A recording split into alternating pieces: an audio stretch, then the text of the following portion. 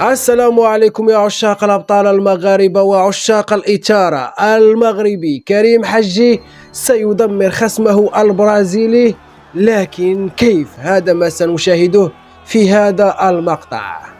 منذ الثواني الأولى كان واضحا بأن المغربي جاء ليبحث عن الفوز بالضربة القاضية، وضربات المقاتل المغربي كانت تحذيرا للمقاتل أو لخصمه البرازيلي، وخصمه البرازيلي كان يرد، لكن لم يتوقع بأن هناك عاصفة ستأتي من المغربي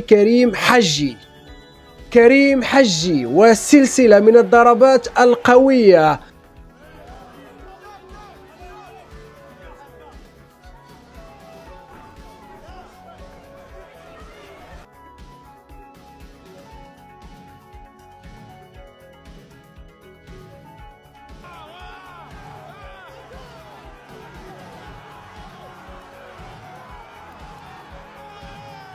وبعملية الخنق يقضي على خصمه البرازيلي. الحكم يتدخل وإعلان فوز مستحق للمقاتل المغربي كريم حجي.